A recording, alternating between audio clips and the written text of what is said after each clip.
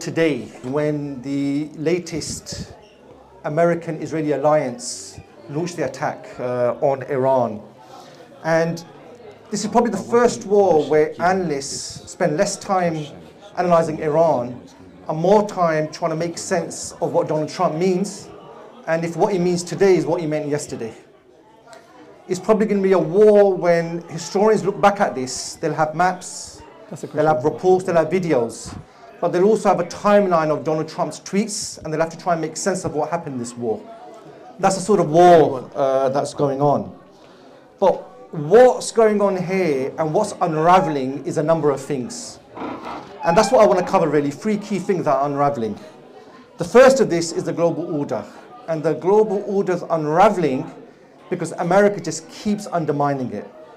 So literally 7 weeks ago today, on Thursday evening, the Oman foreign ministers admitted that Iran had agreed to a nuclear deal with America. Iran had agreed to restrictions. They went home on the Thursday night, and on the Friday night, Israel and America launched attacks. Which one do you want? The same thing happened in June last year. There were talks going on. In the middle of the talks, Israel launched a strike, and then America joined them. Go back to 2015, there was a nuclear deal agreed, in my opinion, a humiliating nuclear deal, where Iran gave so many concessions. Despite this, in 2018, Donald Trump became president, and he ripped up the deal completely.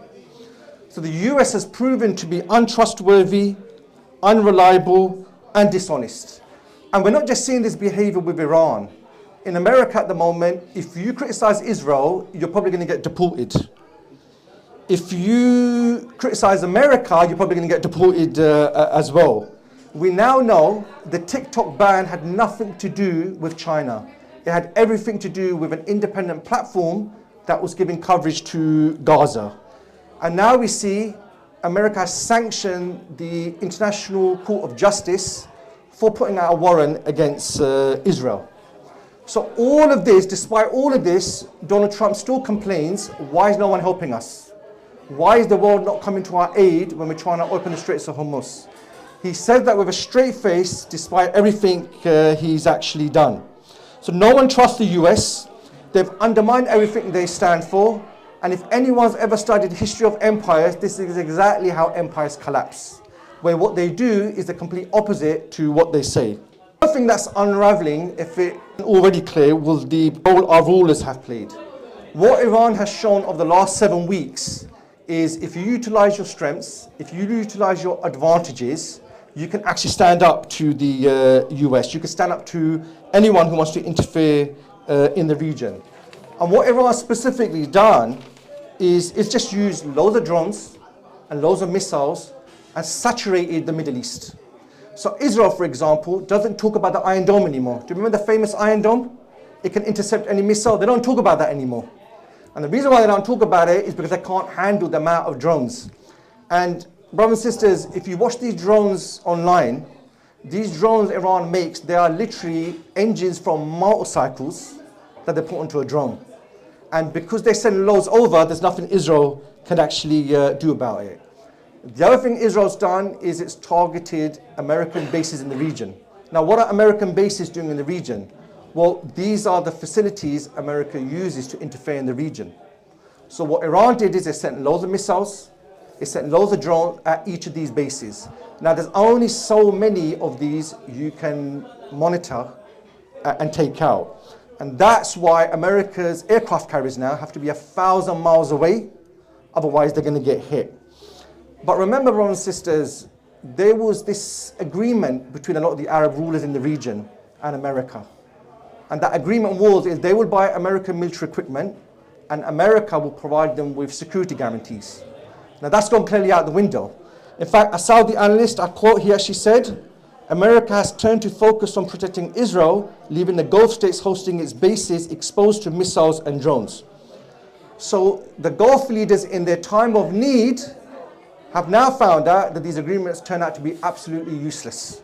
America can't actually defend them. In fact, what America's done is it's failed to deliver on the promises it made to these rulers. And I'm sure you've heard of the petrodollar. This is an agreement America had with Saudi and all the other Gulf states, where you will price your oil in dollars, and you will use these dollars to buy American debt and American military equipment, and in return, America guarantees your security. This has all been completely undermined. Now, why would you, as a major oil producer, price your oil in someone else's currency, not your own currency?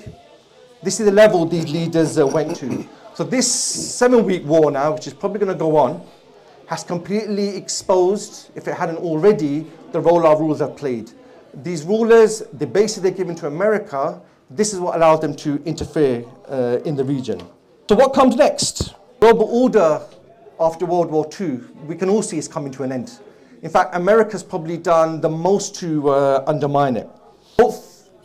I'm hoping there's no Arsenal supporters here, because America is at the top of the Premier League of the world, but it's looking a lot like Arsenal at the moment, struggling to maintain their position at the top. So what does the US want? What the US wants is there to be a jungle, and it's the sole lion, where it can come into your house and kidnap your president from his bed and take him away. Where it can start a war whenever it wants, because according to it, it has the biggest hammer. That's the world America wants. And because America has the largest military, it will get its say. On the flip side, you have China and Russia, who would like to have their own bloc, have the global south, and I think something slightly different. Now, China and Russia haven't really marketed what this will look like, but that's what they're proposing. But alongside that, you have 2 billion Muslims. We are 25% of the world's population. Sure, and considering that our lands are usually the locations that the West are interfering in, we should really have a say. Whether people like it or not, they need to know what our position is on these issues.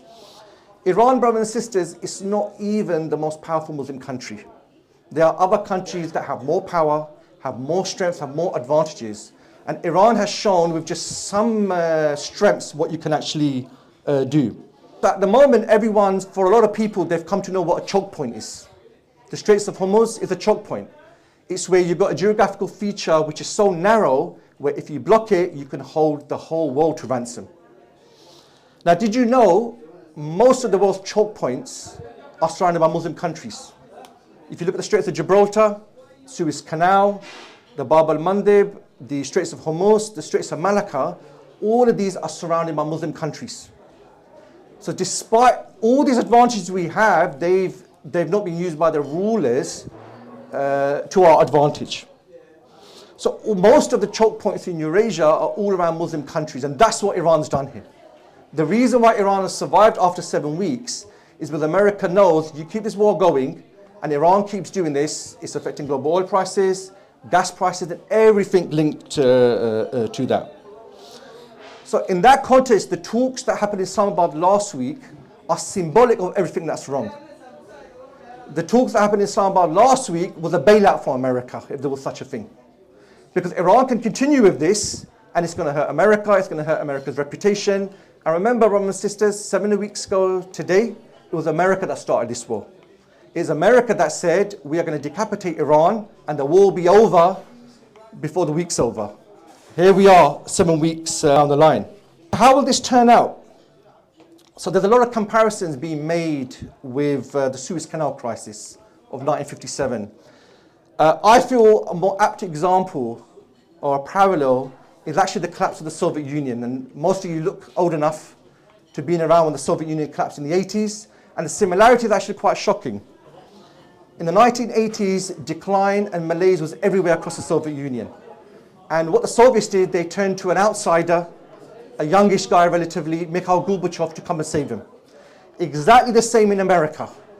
People were upset with the political system, they thought it didn't represent them anymore, so they turned to a reality TV star, complete outsider, never been involved in politics, Donald Trump. The first thing Gorbachev did when he came to power is he ended the Afghan war. That is exactly what Trump did. The deal that was made with the Taliban to end the Afghan war after 20 years, it was done under Trump. In the Soviet Union, the debate was, forget the Soviet Union, we've got to put Russia first. The exact same debate is taking place in America. America first, even before Israel. The parallels between the Soviet Union and America are actually quite shocking. In 1989, brothers and sisters, the Berlin Wall came down, and everybody expected that the Soviet Red Army was going to go in and go and sort this out like they used to do. The Red Army wasn't sent in because they had other issues and other priorities. And for everyone, that was the end of the Soviet Union. And it literally was the end, because 2 years later, the Soviet Union collapsed. This is the reality America faces. If they escalate, it will only get worse. If they go back home and call it a day, it means they're no longer a power anymore. And we all know what happened to the Soviet Union in the end. It came to an end, and I think you have 15 plus states in the region at the moment. So I'll end it there, inshallah.